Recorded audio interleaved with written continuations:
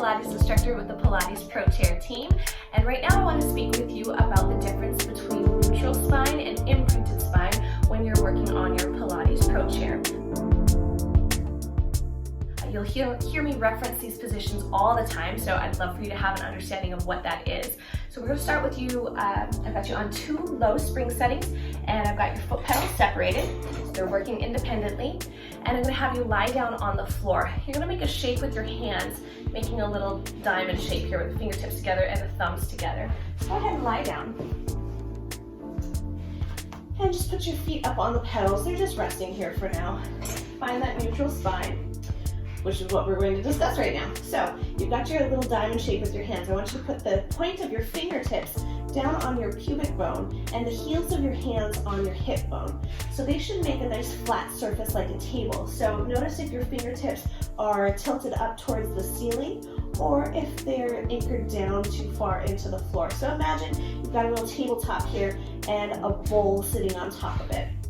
So if you're tucking your tail, that hot soup is going to roll onto the tummy, right? And if you are hyperextending, it's going to fall out the other end. So you want to keep it nice and stable, flat surface here. When you find that position, you'll find you'll have a soft arch in your lower back. I can even slide my hand underneath my back here.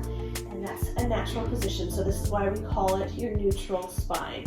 So the difference between that and imprinted spine, pull the abs in and close the gap from your spine to the floor. So you're tucking your tail, your pubic bone's going to pull forward a little bit, the abs are pushing down, and now there's no way I can get my hand underneath my back here because I'm imprinted, pulling those abs in. So ideally, we want you to find your neutral position and work from there, but there's going to be times where you've got some lower back pain, and in that situation, I do recommend going into an imprinted spine just to engage the abs and support the lower back a little bit.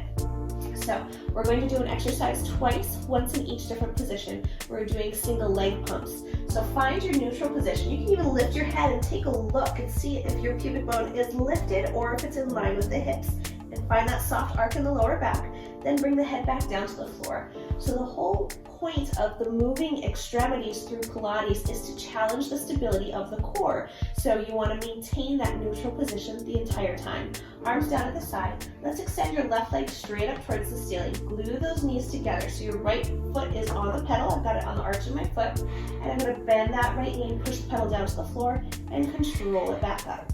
So make sure that you're not shifting in the spine at all. You're staying controlled through the abs as you push that pedal up and down. We'll just do 2 more here on the right leg. 2 and 1. Very good. Now switch the legs. So the left foot comes down to the pedal, the right leg is extended. And now you're pushing that left foot down towards the floor and back up. Holding those abs in so that you're not wriggling through the hips or the pelvis area or the spine. 3 more. 3, 2, last 1. Good. Now let's try that same exercises in imprinted. So switch your feet. Your right foot is on the pedal. Your left leg is extended. Now pull the abs in. You're closing the gap between your spine and the floor, pushing the spine down, arms down at the side. Now don't let that spine lift back up. Pull that right foot down and back up. And feel how that changes the exercise. How you feel it differently in your abs. Maybe you feel it differently in your back. 3, 2, pulling that belly button down to the floor to push the foot pedal down to the floor. And we'll do the left side. Right leg is extended. Left leg presses that pedal down to the floor and gently returns it up. Again, you're challenging the stability of that core. Trying to keep it stable as you move the legs. 3 more times. 3. Keep the shoulders rolling back. 2. That rib cage is closed. The neck is long. Last 1. And come back up. So that is basically the difference between a neutral spine and imprinted spine. That way you have different variations that you can play with when your body needs something different each day. Thanks so much. I'm DANI HAGAN. If you have any questions, let me know in the comments down below, and I will see you next time.